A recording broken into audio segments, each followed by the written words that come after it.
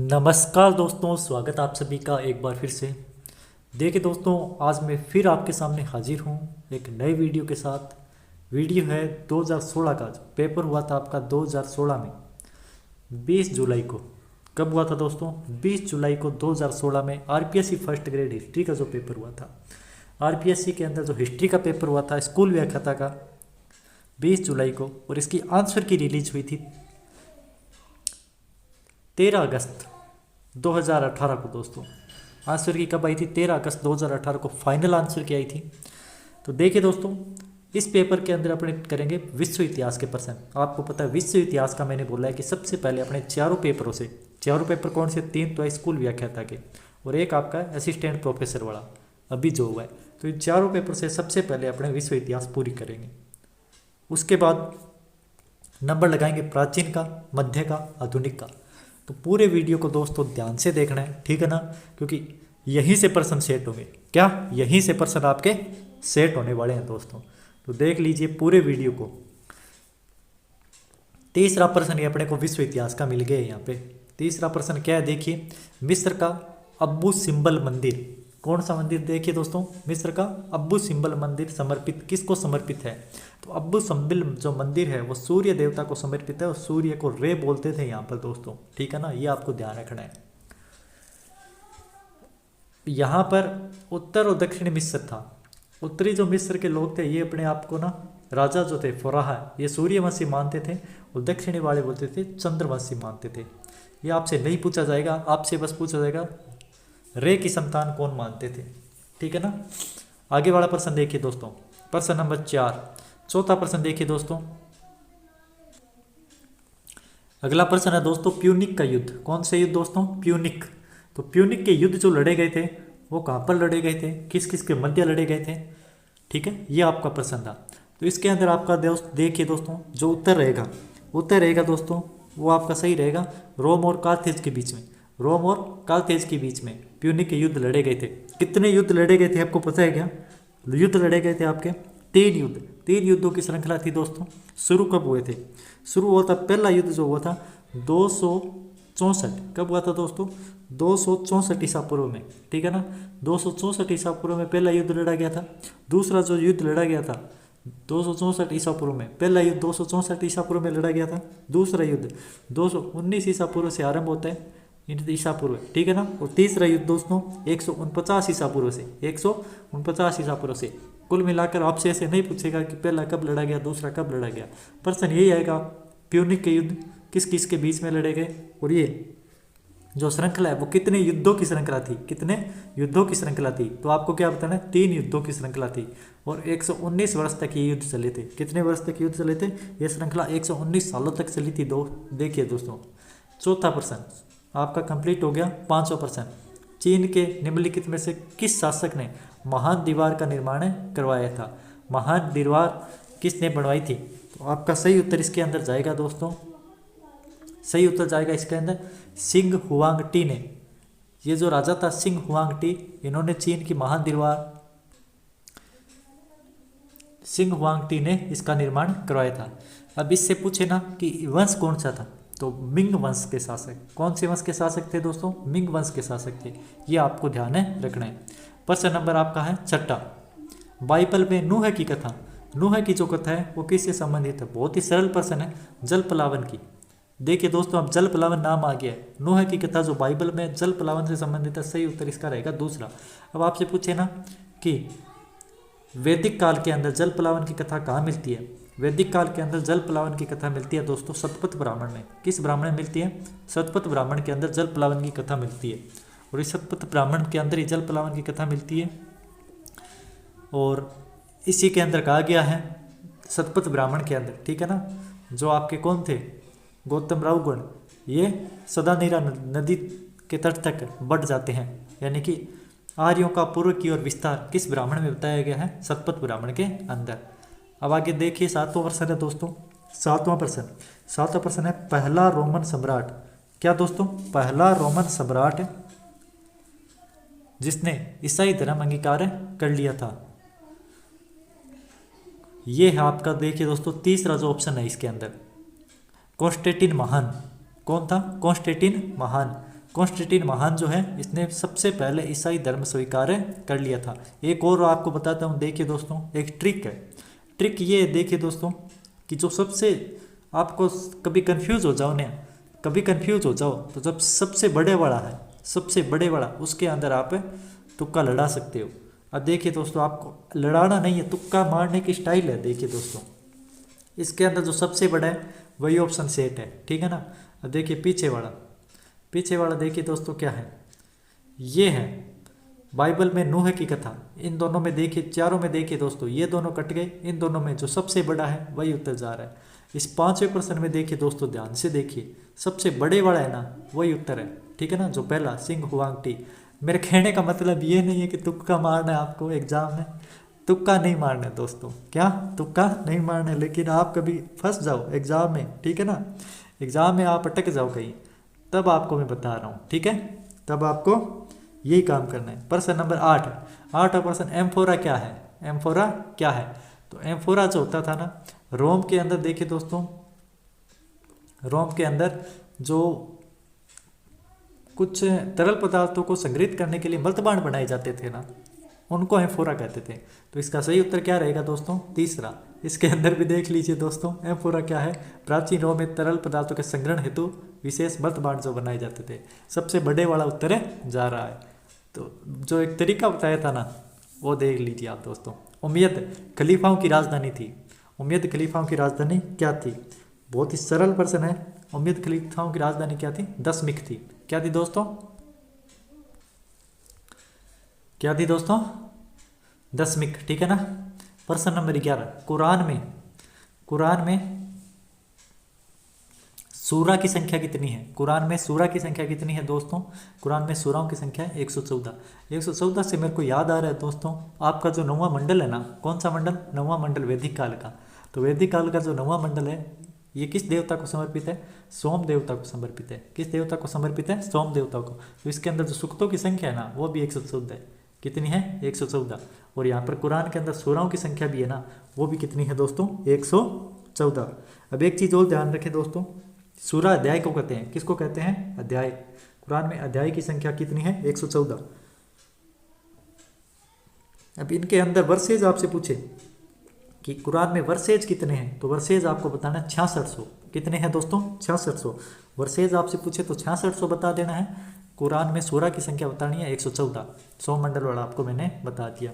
प्रश्न number 11, Thermopylae की लड़ाई किस किस के बीच में लड़ी गई थी। 11वां प्रश्न देख लीजिए दोस्तों, थर्मोपोली की लड़ाई पूछ लिया। थर्मोपोली की जो लड़ाई थी दोस्तों वो किस किस के बीच में लड़ी गई थी, यूनान और फारस के बीच में। क्या, बड़ा वाला, कौन सा दोस्तों। तरीका मैंने बता दिया आपको दोस्तों, सारे प्रश्नों में काम कर रहे हैं, है ना। आरपीएससी के तो हर पेपर में ये काम करेगा। यूनान और फारस, यूनान और फारस के बीच में ये लड़ा गया था। अब थर्मोपोली की लड़ाई जो है ना दोस्तों, थर्मोपोली की लड़ाई के अंदर क्या होता है कि स्पार्टा है ना, स्पार्टा ने 481 ईसा पूर्व में ईरान है ना, इसका प्रतिरोध का समर्थन करने वाले राज्य की एक सभा बुलाई थी। यानी कि जो ईरान के, इसका प्रतिरोध कौन कौन कर रहा है, ठीक है ना। ईरान यानी कि फारस, ईरान का समझ आ गया ना दोस्तों, फारस। तो इस फारस का या ईरान का जो प्रतिरोध करने वाली है उनकी एक सभा बुलाई थी। और इस सभा का आयोजन कहाँ किया गया था ये आपसे पूछ लेना, तो आपको बताना है कोरिंथ में। कहाँ दोस्तों, कोरिंथ के अंदर इस सभा का आयोजन किया गया था। अब इस कोरिंथ के अंदर सभा का आयोजन हो गया। सभा के निर्णय के अनुसार स्पार्टा का राजा था, क्या था दोस्तों, स्पार्टा का राजा, जिसका नाम था लियोनिडास। क्या नाम था दोस्तों, लियोनिडास। अब ये सभा था नहीं, लियोनिडास। इस लियोनिडास नामक राजा ने, किसने, लियोनिडास जो राजा था, इसने थर्मोपल्ली दर्रे की रक्षा के लिए 10,000 सैनिकों को भेज दिया, ठीक है ना। कितने सैनिकों को भेजा, 10,000 सैनिकों को भेजा। और 400 ईसा पूर्व के अंदर, 480 ईसा पूर्व के अंदर ये युद्ध हो गया, ठीक है ना। थर्मोपल्ली के अंदर जो लड़ा गया था 480 ईसा पूर्व के अंदर। तो जो स्पार्टा था वो तो आपको पता है यूनान वाला, और जो फारस है वो ईरान का, ठीक है ना। तो इस तरह यूनान और फारस के बीच में ये लड़ाई लड़ी गई थी। और इसके अंदर आपसे पूछे ना कि हारे कौन थे, तो यूनान हार गया था दोस्तों। कौन हार गया था? यूनान हार गया था, ठीक है। ये आपसे पूछे तो बता देना। अब प्रश्न 12वां आ गया, अशोक के स्तंभ लेख। अशोक के स्तंभ लेख, ये प्रश्न अपने बाद में करेंगे जब अपने प्राचीन काल करेंगे, ठीक है ना। अभी मैं आपको पॉज कर देता हूँ वीडियो और आगे बढ़ते हैं। प्रश्न नंबर 44 नंबर प्रश्न अब आगे अपने दोस्तों विश्व इतिहास पर वापस, कि निम्नलिखित से कौन सा सुमेलित नहीं है, कौन सा सुमेलित नहीं है। अब देखिए तो लास्ट सफर है, ये लियोनार्डो दा विंची का, सही है बिल्कुल। Creation of Adam Michael Angelo का, ठीक है ना। ये आपको मैंने एक दिन सिखाया भी था कि एंजेलो का जो था दोस्त था एडम, क्या था? एंजेलो का दोस्त था एडम। तो ए से आपको मिला देना है, ठीक है ना। तो यहाँ पर एडम आ गया तो आपको एंजल के साथ मिला दो। लाफिंग कैवोलियर, ये फ्रांस हाल्स की रचना है। आपको अब बताना है ये असुमेलित है। द स्कूल ऑफ एथेंस टिटियन की नहीं है, स्कूल ऑफ एथेंस की रचना किसकी है, ये आप मेरे को बता देना दोस्तों, ठीक है ना। प्रश्न नंबर 44 आपका हो चुका है। 44 नंबर प्रश्न। अब है प्रश्न नंबर 45। किसने, निम्नलिखित में से किसने प्रारब्धवाद के सिद्धांत का समर्थन किया था? प्रारब्धवाद के सिद्धांत का समर्थन किसने किया था, ठीक है ना दोस्तों। तो इसके अंदर आपका दोस्तों जाएगा प्रारब्धवाद जो दिया था वो दिया था कोल्विन ने। कोल्विनवाद भी इसको कहते हैं, प्रारब्धवाद भी कहते हैं। नॉर्मल है बिल्कुल, 1000 बार आपको बताया, पूरा पूरा वीडियो आपको समझाया हुआ है, ठीक है ना। नहीं समझ आए तो आप धर्म सुधार वाला वो आंदोलन वाला वीडियो देख लेना। प्रश्न नंबर 46 नंबर प्रश्न है, निम्नलिखित में से कौन सा एक उपनिवेश प्रथम कॉन्टिनेंटल कांग्रेस का प्रतिनिधित्व नहीं हुआ? कहने का मतलब है 3 बार कांग्रेस का गठन हुआ था, 3 बार सम्मेलन हुआ था अमेरिका की क्रांति में, ठीक है ना। Philadelphia, Baltimore. अमेरिका की क्रांति पढ़ाई हुई है, वीडियो जाके देख सकते हो आप, ठीक है। ज़्यादा व्याख्या नहीं करूँगा मैं यहाँ पर। तो कहने का मतलब ये है कि जो पहला सम्मेलन था इसमें भाग किसने नहीं लिया था, ठीक है ना। ये प्रथम लिखा हुआ है। और कौन प्रतिनिधित्व नहीं हुआ था, इसमें कौन शामिल नहीं हुआ था। तो ये कौन शामिल नहीं हुआ था बताओ दोस्तों। आपको कितनी बार तो मैंने बता दिया। प्रश्न नंबर 46 जब आपको पढ़ाया था तो सबसे पहले यही बताया था, ठीक है ना। तो कौन शामिल नहीं हुआ था? जॉर्जिया शामिल नहीं हुआ था। प्रश्न नंबर 47 निम्नलिखित में से कौन सा एक जैकोबिन था? अब देखिए दोस्तों, जैकोबिन और ये मैंने बहुत अच्छे से आपको याद कराया। जैकोबिन और जीरोनदस्त। जैकोबिन में कौन कौन आएगा, जीरोनदस्त में कौन कौन आएगा। और हर दूसरे एग्जाम में ये प्रश्न 100% पूछा जाता है। अब की बार एचएम के एग्जाम में भी पूछा गया था। तो इसके अंदर मारा, मैडम रोला, जीन रोलेट, ब्रिसट, ठीक है ना। तो ये आपको जैकोबिन और जीरोनदस्त का पूछता है ना, तो मैं आज आपको एक बार फिर बता देता हूँ। जीरोनदस्त के अंदर नाम याद रख लेना। जीरोनदस्त के अंदर है ना कौन कौन थे, देव लिख रहा हूँ यहाँ। जीरोनदस्त के अंदर एक तो मैडम रोला का नाम आप याद रख ही लेना। मैडम रोला ऑप्शन में होगी, जीरोनदस्त का पूछेगा तो। जीन रोलैंड ऑप्शन में होगा, ठीक है ना। और ब्रिस्ट है ना, ब्रिस्ट एक ऑप्शन में रहेगा। ये तीनों जब थे वो किसके थे? जीरोनदस्त के थे। किसके थे? जीरोनदस्त के। और जैकोबिन का पूछे ना तो जैकोबिन के अंदर भी 3 नाम तो आपको याद रखने ही रखने पड़ेंगे। एक तो मारा, क्या नाम याद रखना पड़ेगा? मारा। एक दाते। और तीसरा आपको नाम याद रखना पड़ेगा रॉबस्पियर। क्या नाम रखना पड़ेगा? रॉबस्पियर, छोटा नेपोलियन, ठीक है ना। ये तीनों आपको नाम है याद रखने पड़ेंगे। और नेपोलियन को क्या कहते हैं? छोटा रॉबस्पियर, ठीक है। तो इसका सही उत्तर क्या हो जाएगा? 47 का पहला। प्रश्न नंबर 47 का सही उत्तर क्या है? पहला। मारा जो था वो क्या था? जैकोबिन दल का सदस्य था। प्रश्न नंबर 48 वाणिज्यवाद की मुख्य प्रवृत्ति क्या है? तो वाणिज्यवाद है ना, इसको बुलियनवाद भी कहते हैं। बुलियनवाद का मतलब क्या होता है? बुलियनवाद का मतलब ये होता है दोस्तों, तो देखिए दोस्तों, बुलियनवाद, इसको बुलियनवाद भी कहते हैं। बुलियनवाद का क्या मतलब था? वाणिज्यवाद का मैं आपको पूरा ही समझा देता हूँ। और एक टेस्ट लिया था आपको और उसके अंदर मैंने बहुत बढ़िया तरीके से व्याख्या करके बताया। प्रशंसा नहीं कर रहा हूँ खुद की, आप देख लेना पहले, उसके अंदर आपको समझ आ जाएगा। अब देखिए वाणिज्यवाद, सबसे पहले आपको बताऊँ वाणिज्यवाद शब्द का प्रयोग किसने किया था। ये प्रश्न बहुत बार एग्जाम में आता है कि वाणिज्यवाद प्रयोग किसने किया था? जॉन एडम्स ने किया था। किसने किया था दोस्तों? एडम्स नामक व्यक्ति था, ठीक है ना। एडम स्मिथ, हाँ एडम स्मिथ है, पता नहीं जॉन एडम्स है, ऐसे वापस देखना, ठीक है ना। अब मेरे को वापस मेरे दिमाग से निकल गया। तो इस व्यक्ति ने सबसे पहले वाणिज्यवाद का प्रयोग किया था। वाणिज्यवाद के अंदर होता है क्या? ये आपका देश है। अब इस देश के बाहर आपका क्या है, सोना चांदी जाना नहीं चाहिए, आपके देश के अंदर ही आना चाहिए। सोना चांदी आपके देश के अंदर ही आएगा, बाहर नहीं जाएगा। यानी सोने चांदी का आयात तो क्या है 100% और निर्यात क्या है 0% कर दो। इसी को बुलियनवाद कहते हैं। इसकी परिभाषा बहुत बार पूछी जा चुकी है, ठीक है। बुलियनवाद आपके समझ में आ गया। नंबर 2, इसके अंदर क्या है, बाहर से सामान नहीं आना चाहिए कोई भी, मतलब गेहूं है, नमक है, ठीक है, और गुड़ है, गन्ना है, मतलब बाहर से कच्चा माल तो आ सकता है, लेकिन जो बड़ा बना है पक्का माल है ना, गन्ना तो आ सकता है, मतलब पक्का माल नहीं आना चाहिए, ठीक है ना। पक्का माल बिल्कुल नहीं आना चाहिए। क्यों नहीं आना चाहिए? क्योंकि यदि पक्का माल आएगा तो रुपया कहाँ जाएगा, बाहर जाएगा। इसलिए क्या करना है अपने को, यहाँ पर आपको कच्चा माल लेकर आना है। क्या कच्चा माल लेकर आना है, और जब कच्चा माल लेकर आएंगे तो यहाँ पर कंपनियाँ बन जाएगी, छोटी छोटी फैक्ट्रियाँ की स्थापना कर देगी, ठीक है ना। तो इस कच्चे माल को यहाँ पर खपाने के लिए कंपनियों की स्थापना कर दो, कंपनियों की स्थापना कर दो। वही क्या करेगी, इसको पक्के माल के अंदर तब्दील कर देगी, और जब पक्का माल बनेगा तो इसको बाहर भेज दो। समझ में आया?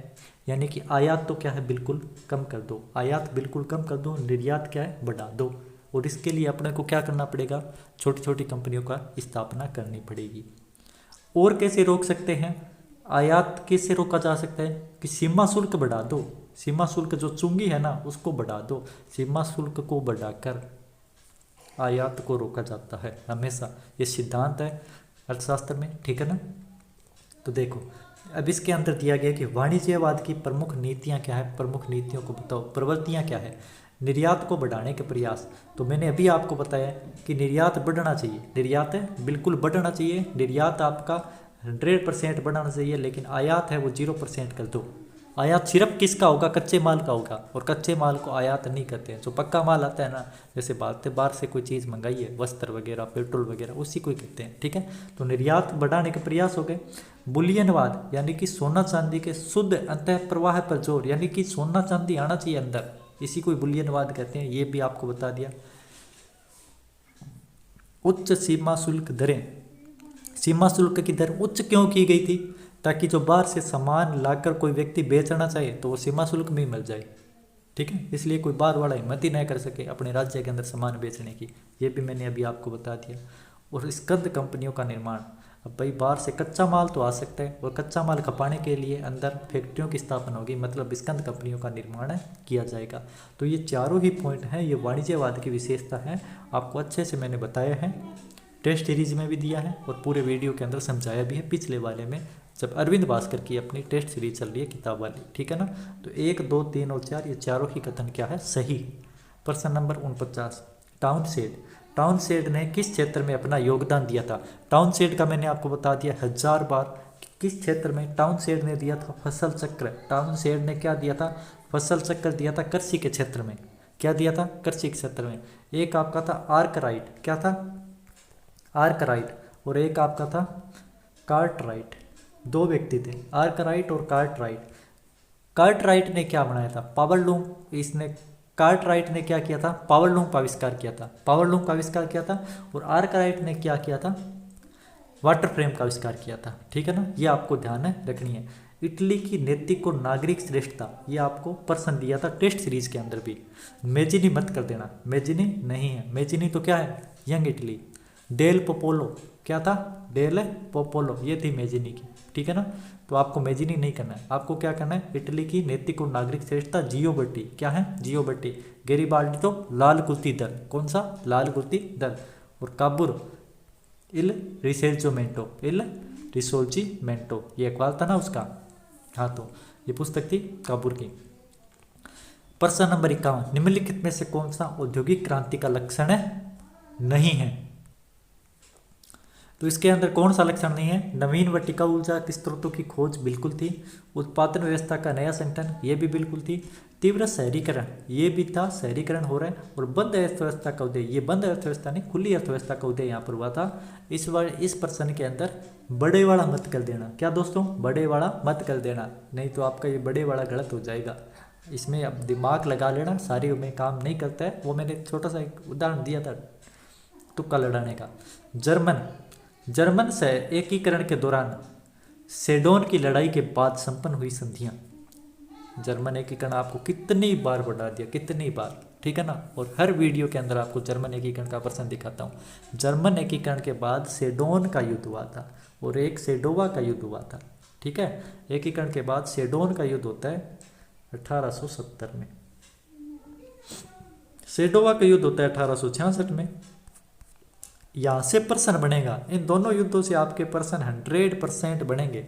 इनसे पहले जो संधि हुई है और इनके बाद में जो संधि हुई है उनसे प्रश्न बनेगा। मैं बार बार नहीं बताऊंगा दोस्तों, ठीक है ना। आपको जर्मनी का और इटली का पूरा एकीकरण देखना पड़ेगा। तो जर्मन एकीकरण के बाद सेडोन का जो युद्ध हुआ था, ये फ्रैंकफर्ट की संधि होती है। कौन सी संधि होती है? फ्रैंकफर्ट की। 2021 के अंदर एक एग्जाम हुआ है हेडमास्टर का। कौन सा? हेडमास्टर का एग्जाम हुआ है और इसमें यह पूछा गया कि फ्रैंकफर्ट की संधि कब हुई थी, फ्रैंकफर्ट की संधि कब हुई थी। तो ये आपको दोस्तों बताना है, फ्रैंकफर्ट की संधि कब हुई थी? 10 मई 1871 को। ये आपको पता है ना, जब आपको अचम का पेपर मैंने हल करवाया था तो फ्रैंकफर्ट की संधि इस बार आरपीएससी ने पूछी थी 10 मई 1871 को। फ्रैंकफर्ट की जो संधि है इसको रिसले, यूरोप का रिसने वाला फोड़ा बताया हेजन ने, ठीक है ना। हेजन नाम का जो व्यक्ति था ना, इसने यूरोप का रिसने वाला फोड़ा बताया और फ्रैंकफर्ट की संधि के तहत ही, अब देखो सेडोन की लड़ाई किस किस के बीच में हुई है। सेडोन की लड़ाई है ना, मेरे से देखो बताया बिना तो राय नहीं जाता। सेडोन की जो लड़ाई है, यहाँ पर आपका दोस्त कौन है? पर्सा, और यहाँ पर आपका दुश्मन कौन है? फ्रांस, ठीक है ना। इन दोनों के बीच होती है सेडोन की लड़ाई 1 सितंबर 1870 को। 1 सितंबर 1870 को ये भी आपको मैंने बताया था, सेडोन की लड़ाई हो गई। लेकिन संधि कब होती है? 1871 में, 10 मई 1871 को। इस संधि के तहत ही क्या होता है दोस्तों? इस संधि के तहत ही फ्रांस के 2 मुख्य प्रदेश थे, अल्सास और लोरेन। अल्सास और लोरेन ये हत्या लिए। किसने हत्या लिए? जर्मनी ने। पर्सा का मतलब है जर्मनी, ठीक है ना। पर्सा के नेतृत्व में जर्मनी का एकीकरण हुआ था, तो ये हत्या लिए।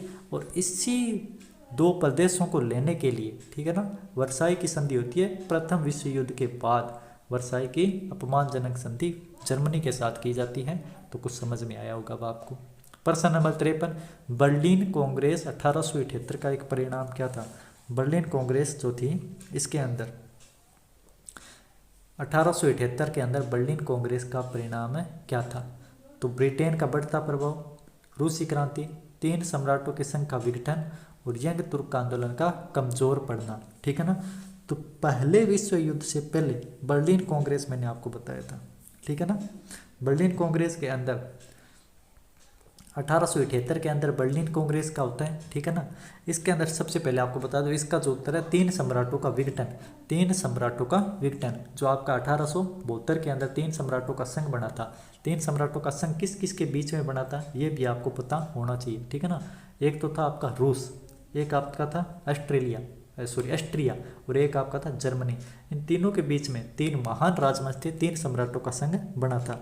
तो बर्लिन कांग्रेस 1878 में तत्कालीन विश्व की 6 महाशक्तियों ने भाग लिया था। 6 महाशक्तियां भाग लेती है दोस्तों बर्लिन के अंदर। कौन कौन सी भाग लेती है? एक तो रूस, ठीक है, एक आपका ब्रिटेन, एक आपका फ्रांस, एक आपका ऑस्ट्रिया, एक आपका इटली और एक आपका हंगरी। तो कितने हुए? 1 2 3 4 5 और 6। रूस हो गया, ठीक है, रूस, ब्रिटेन, फ्रांस, ऑस्ट्रिया, इटली और जर्मनी, इन्होंने भाग लिया था और बर्लिन संधि पर हस्ताक्षर कर दिए थे, ठीक है ना। अब इस संधि के 3 महीने पहले क्या हुआ था?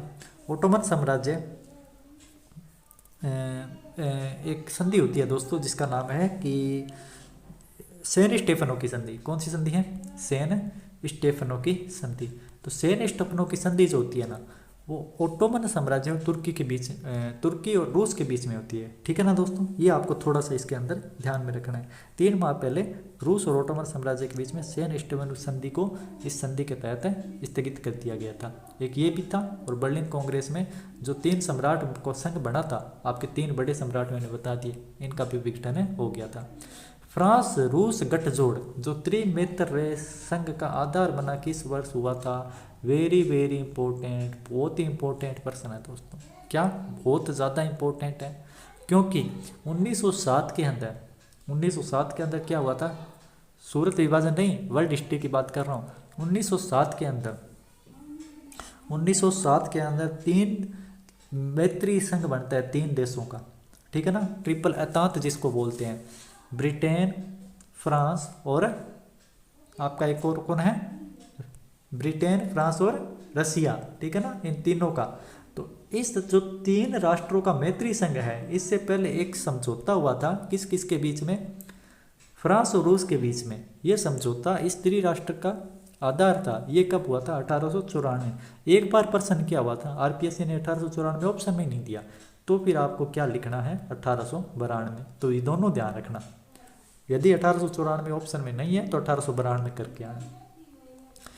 हिटलर की अंशुलस क्या है, अंशुलस मैंने आपको ऐसे है पढ़ाया है, ऐसे है आपको पढ़ाया है। अंशुलस का मतलब है ऑस्ट्रिया को जर्मनी में मिलाने की इच्छा, ये आपका हिटलर का, ठीक है ना।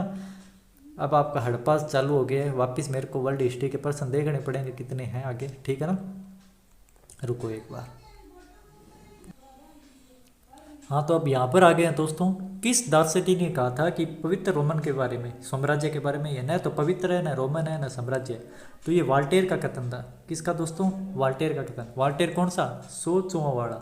100 चुहों के शासन से मैं एक सिंह के शासन को बेहतर समझता हूँ, ठीक है ना। ये वाल्टर का कथन है, न पवित्र है, न रोमन है, न साम्राज्य है। इसी कथन की एक कॉपी की है, वो आपको बताने किसने की है, 1857 के संदर्भ में एक कॉपी की गई है। 1857 के संदर्भ में इस कथन की एक कॉपी की गई है कि यह न तो प्रथम है, न राष्ट्रीय है, न विद्रोह है, ठीक है ना। इस तरह से एक व्यक्ति ने कॉपी की है 1857 के समय। तो आपको बताना वो भारतीय व्यक्ति कौन था, ठीक है ना। प्रश्न 71, तुर्कों ने पूर्व रोमन साम्राज्य की राजधानी कुस्तुनतुनिया पर अधिकार, अरे कुस्तुनतुनिया का अंत आपको 11वीं की क्लास का जब टेस्ट लिया था तब यही प्रश्न दिया था। कब किया, 1453 में, बच्चों को भी पता है 1453 के अंदर इसका विघटन हो जाता है, ठीक है। प्रश्न नंबर 72, कौन सी पुनर्जागरण युग की विशेषता नहीं है, कौन सी पुनर्जागरण युग की विशेषता नहीं है। सामंतवाद को तो खत्म किया गया था, सामंतवाद क्यों डाल रहे हो, मानवतावाद है। मानवतावाद का जनक किसे कहते हैं, बताया था पीछे वाले वीडियो में, पेटार्क को, ठीक है ना। बुद्धिवाद है, वैज्ञानिक मनोस्थिति है, तो सामंतवाद है, इसको खत्म किया गया था। और सामंतवाद की जगह क्या लिया गया था, मानवतावाद लिया गया था। तो आपको समझ आया होगा। प्रश्न नंबर 73, प्रश्न नंबर 73 नंबर प्रश्न देखिए, धर्म सुधार आंदोलन का मॉर्निंग स्टार किसे कहते हैं, और मॉर्निंग स्टार जॉन वाइक्लिफ। बहुत ही सरल प्रश्न है। अरे आपका तो मैं कह रहा हूँ जो पढ़ाया है ना उससे बाल जा ही नहीं रहा है। निम्नलिखित में से कौन सा वर्ग फ्रांस में गणतंत्रवाद का समर्थन करता था। अब बताओ, फ्रांस में गणतंत्रवाद का समर्थन कौन करता था। आपको ये भी आपको बहुत अच्छे से बताया, ठीक है ना, कि गणतंत्रवाद का समर्थन कि जो संसद थी ना, संसद के अंदर जो बाईं ओर बैठते थे, ठीक है ना, बाईं ओर बैठते थे इनको तो जैकोबिन कहते थे। संसद के जो दाहिनी ओर बैठते थे इन्हें जीरोदस्त कहते थे। और बीच में जो बैठते थे, ठीक है ना, बीच में बैठते थे और मैन ऑफ प्लेन कहा जाता था, मैन ऑफ प्लेन कहा जाता था। और ये तीनों ही जो थे दोस्तों, ये तीनों ही गणतंत्र का समर्थन करते थे क्योंकि ये संसद में बैठते थे। इसलिए इसका जो उत्तर है गणतंत्रवाद का समर्थन, इसका उत्तर रहेगा आपका चौथा, उपयुक्त है सभी। तो ये आपको समझ में आ गया होगा। स्पेन के नासूर ने मुझे बर्बाद ही कर दिया। जिस तरह औरंगजेब ने कहा था दक्षिण ने मुझे बर्बाद कर दिया, दक्षिण के नासूर ने मुझे बर्बाद कर दिया, उसी तरह स्पेन के अल्सर ने मुझे बर्बाद कर दिया। ये किसका कथन है, किसका कथन है दोस्तों, आपको ये पता है, बताया भी है, बहुत प्रसिद्ध कथन है नेपोलियन का। किसका कथन है, नेपोलियन का। प्रश्न नंबर 76, बहुमूल्य धातुवाद और व्यापार का अनुकूल शेष निम्नलिखित में से किसकी मुख्य विशेषता है, ठीक है, बताइए। बहुमूल्य धातुवाद और व्यापार का अनुकूल शेष निम्नलिखित में से किसकी विशेषता है, किसकी विशेषता है, वाणिज्यवाद। अभी अभी आपको बताया, बहुमूल्य धातुवाद और व्यापार का अनुकूल शेष। समझ में आया क्या, समझ में आई है क्या, ये लाइन समझ में आई है क्या आपको, ठीक है ना, ये लाइन आपको समझ में आई है ना, तो आपको पूरी चीज़ समझ में आ जाएगी। इसका मतलब ये है बहुमूल्य धातुवाद, बहुमूल्य धातुवाद का मतलब है जो सोना चांदी है, इनको धातुएं कहते हैं, ठीक है ना। सोना चांदी का क्या करना है, आपको संग्रह करके रखना है आपके देश के अंदर, ठीक है ना। यही बस किसकी विशेषता है, बाकी कुछ मत पढ़ो। ये किसकी विशेषता है, ये किसकी विशेषता है, वाणिज्यवाद की। सर्वप्रथम औद्योगिक क्रांति किस देश में आरंभ हुई थी। तो औद्योगिक क्रांति किस देश में प्रारंभ होती है? इंग्लैंड के अंदर। किस देश में प्रारंभ होती है? इंग्लैंड के अंदर। और यदि आपसे पूछे पुनर्जागरण कहाँ से आरंभ होता है, तो इटली के अंदर। पुनर्जागरण कहाँ से आरंभ होता है दोस्तों? इटली। इटली की एकीकरण में प्रमुख बाधा क्या थी?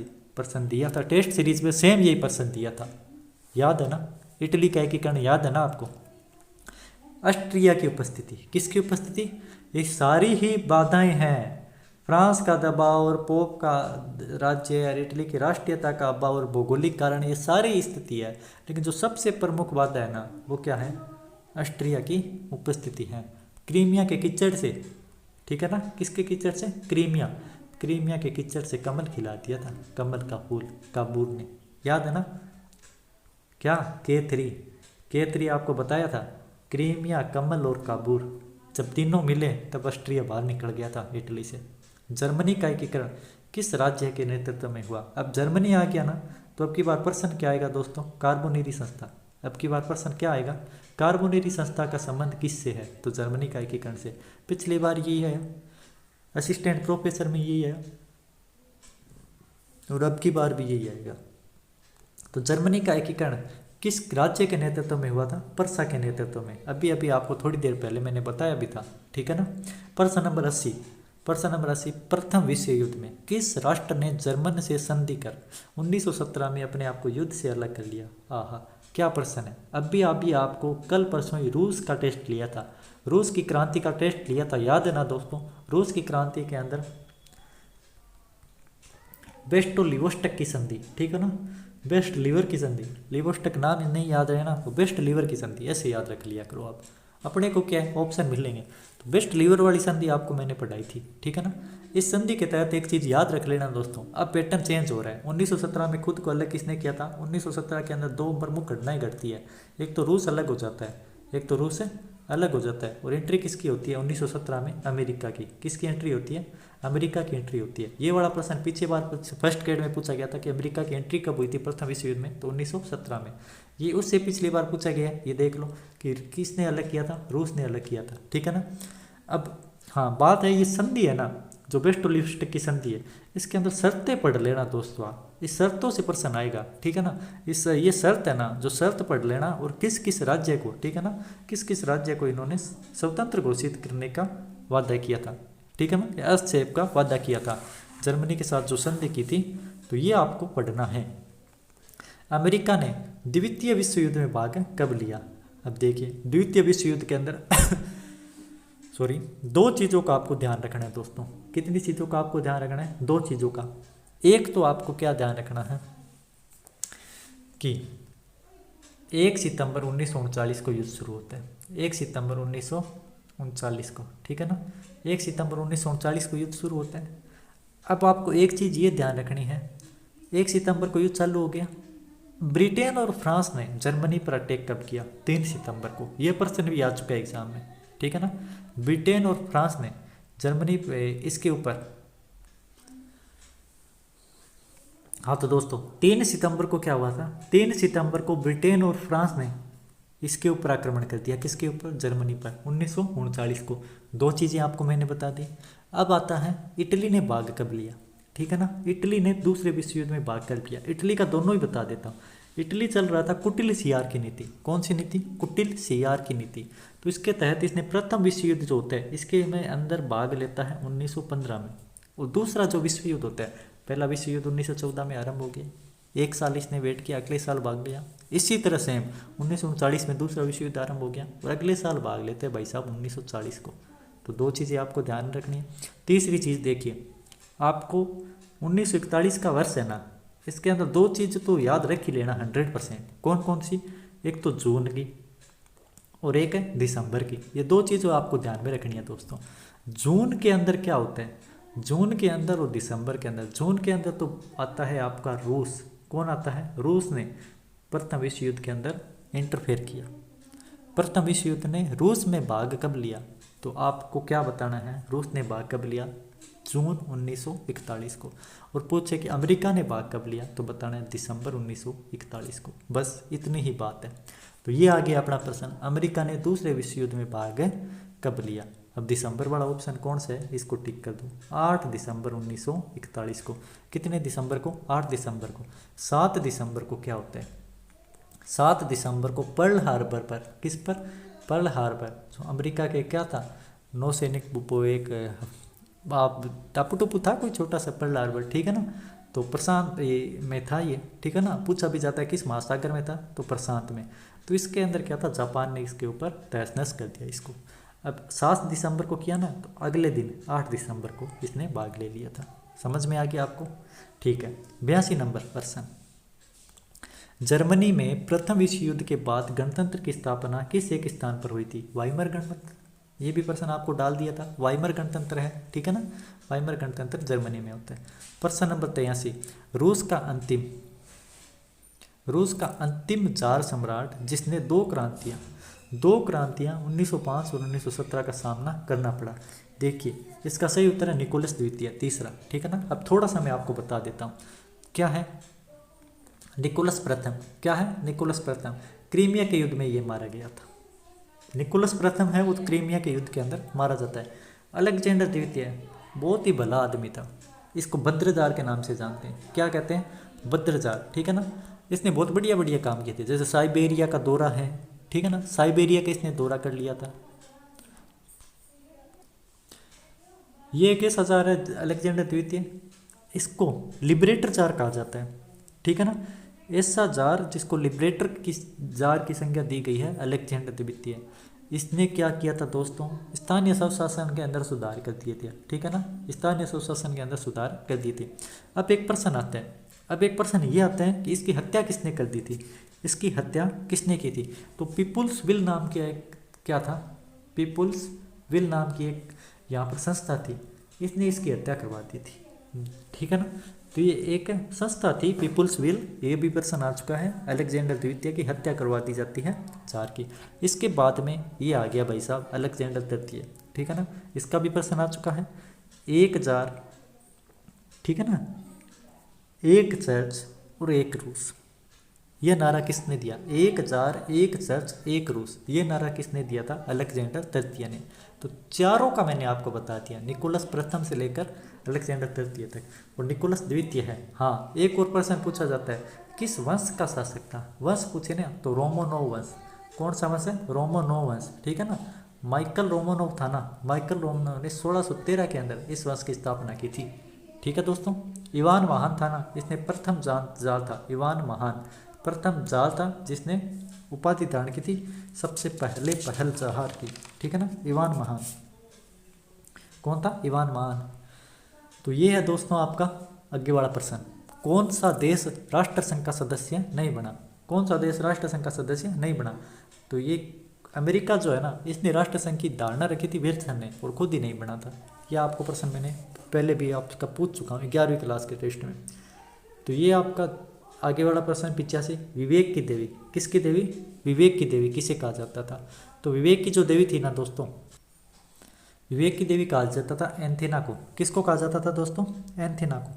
अब देखिए जीएस आ जाए ना, कि भाई यूनानियों द्वारा जीएस किसका देवता था, तो जीएस था आकाश का देवता। सह पीछे आ रहे हैं ना आकाश, तो सह से सह मिला दो, आकाश का देवता था जीएस। अपोलो आ जाए ना, तो अपोलो जो है वो संगीत कला और चिकित्सा का देवता था। अपोलो नाम से एक टायर भी आता है, ठीक है ना। तो संगीत कला और चिकित्सा, इसका देवता कौन था, अपोलो था। एक आ जाए डायना, क्या नाम आ जाए दोस्तों, डायना। अब डायना आ जाए ना,